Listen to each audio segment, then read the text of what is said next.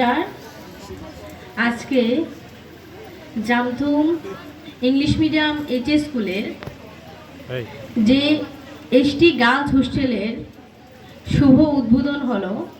এই উদ্বোধনী অনুষ্ঠানে আমাদের মধ্যে উপস্থিত ছিলেন রাজ্য সরকারের তপশিলি উপজাতি কল্যাণ দপ্তরের সম্মানীয় মন্ত্রী বিকাশ দেববর্মা মহোদয়, উপস্থিত ছিলেন সুরমা বিধানসভা কেন্দ্রের সম্মানীয়া বিধায়িকা স্বপ্না দাস পাল মহোদয়া, উপস্থিত আছেন district welfare officer Pranab Debbarma মহোদয়, উপস্থিত আছেন sub division welfare officer Babylon Rosy Debbarma মহোদয়া, দুঃখিত। উপস্থিত আছেন এই বিদ্যালয়ের প্রিন্সিপাল, শিক্ষক শিক্ষিকাবৃন্দ, অভিভাবক অভিভাবিকাবৃন্দ এবং উপস্থিত বিশাল সংখ্যায় এই বিদ্যালয়ের প্রিয় ছাত্রছাত্রী ভাই ও বোনেরা এবং এই এলাকার বিশিষ্ট অভিভাবকবৃন্দ, সবাইকে আমার ব্যক্তিগত পক্ষ থেকে ও ধলাই জেলা পরিষদের পক্ষ থেকে শুভেচ্ছা ও গৈরিক অভিনন্দন। আজকে এই জামথুমবাসীর জন্য একটা গর্বের দিন যে জামথুম এইচএস স্কুলে নতুন এসটি গার্লস হোস্টেলের কিছুক্ষণ আগে শুভ উদ্বোধন হলো। কারণ যদি আমরা শিক্ষাকে এগিয়ে নিয়ে যেতে চাই, তাহলে প্রথমে আমাদের যারা মেয়েরা রয়েছে, বোনেরা রয়েছে, ওদেরকে সুরক্ষিত রাখতে হবে। যখন মেয়েরা এবং বোনেরা সুরক্ষিত থাকবে, তখন আমাদের সমাজ এমনিতেই এগিয়ে যাবে। তো সেই জায়গায় আগে মেয়েদের সুরক্ষিত রাখার জন্য এই আজকে বোর্ডিং হাউসের শুভ সূচনা।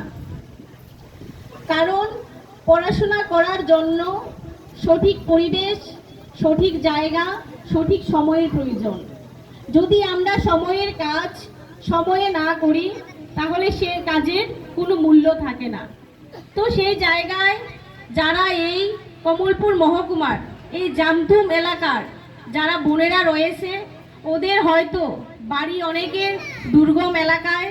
তো সেই জায়গায় ওরা যদি সঠিক সময়ে বিদ্যালয়ে এসে উপস্থিত না হয়, তাহলে যে শিক্ষক শিক্ষিকাদের যে গুরুত্বপূর্ণ ক্লাস, সেটা থেকে তারা বঞ্চিত হবে।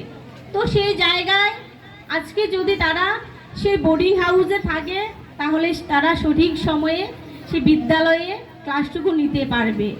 এজন্য আমি যে এনজিওর মাধ্যমে যে হলটার উদ্বোধন হলো, তার জন্য বিশেষভাবে ধন্যবাদ জানাই সেই এনজিও কর্তৃপক্ষকে, আর ওনারা এত সুন্দর উদ্যোগ নিয়েছেন।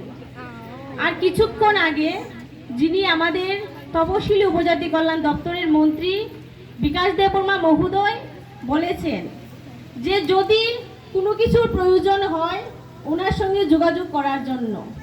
আমি সত্যি জানতাম না যে জামথুম এলাকায় একটি এসটি গার্লস হোস্টেলের দরকার। যদি আমি জানতাম, তাহলে সেটা হয়তো মিনিস্টার মহোদয়ের সঙ্গে কথা বলে অনেক আগেই সেটার ব্যবস্থা করে দিতে পারতাম। কারণ আমাদের যিনি মন্ত্রী মহোদয়, উনি বলেছেন ওনার নিজের বক্তব্যে যে উনি প্রতিনিয়ত রাজ্যের এই প্রান্ত থেকে ও প্রান্তে ঘুরে বেড়ান।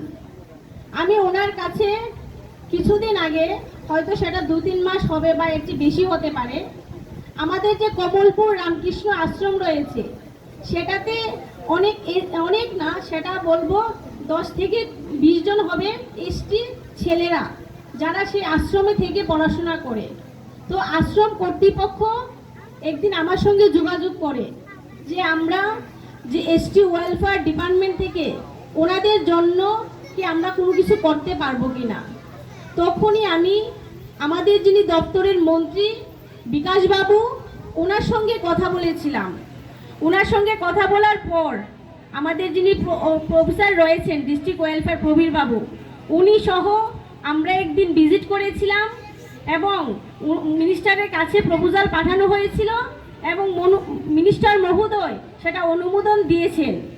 বলতে এখানে এখনো কাজ শুরু হয়নি, কিন্তু উনি সে বাজেটে রেখেছেন, হয়তো কিছুদিনের মধ্যে এটার অনুমোদন আমরা পেয়ে যাব। তো সেই জায়গায় মন্ত্রী মহোদয়ের কাছে গেলে উনি কাউকেই ফিরিয়ে দেন না। তো আজকে যে আমাদের অনুষ্ঠানটা হচ্ছে, এটা একটু আমাদের মানে যারা আধিকারিকরা রয়েছেন, বলবো আধিকারিক আছেনই, এছাড়াও যারা আমরা জনপ্রতিনিধিরা রয়েছি, ওনারা আজকে ব্যস্ততার মধ্য দিয়েও এই অনুষ্ঠানটা অংশগ্রহণ করেছে। কারণ আমাদের ধলাই জেলায় আজকে রাজ্যের মাননীয় মুখ্যমন্ত্রী মহোদয় নারকেল কুঞ্জে একটা অনুষ্ঠানে অংশগ্রহণ করবেন।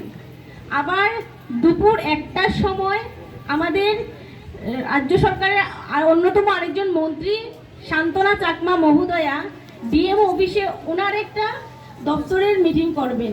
আর আজকে জামথুম বাজারে রাজ্য সরকারের মাননীয় মন্ত্রী মহোদয় এখানে একটা উদ্বোধন করে গেলেন। তো এতেই বোঝা যাচ্ছে যে আমাদের ধলাই জেলার প্রতি সারা রাজ্যের যে কি নজর রয়েছে। গতকালকে আমাদের রাজ্যের যিনি মহামহিম রাজ্যপাল, উনি গতকাল আমবাসা টাউন হলে একটা অনুষ্ঠানে অংশগ্রহণ করেছিলেন। সেখানেও রাজ্য সরকারের আরেকজন অন্যতম মন্ত্রী সুধাংশু দাস উপস্থিত ছিলেন। এর আগের দিন আমাদের ধলাই জেলার ছামনুতে রাজ্য সরকারের জনপ্রিয় মুখ্যমন্ত্রী তিনি রয়েছিলেন, সেই ছামনু বাজারের এখানে অনুষ্ঠানে অংশগ্রহণ করেছিলেন। তো আমাদের এই জেলায় প্রতিনিয়ত রাজ্য সরকারের অন্যতম মন্ত্রী থেকে শুরু করে মুখ্যমন্ত্রী সহ সবাই প্রতিনিয়ত অনুষ্ঠান করছেন, এবং সেটা শুধু অনুষ্ঠান নয়, সেখানে সরকারের উন্নয়নমূলক কাজের শুভ সূচনা হচ্ছে এবং আগামী দিন আরও অনেক কাজ হবে, সেগুলোর শিলান্যাসও হচ্ছে।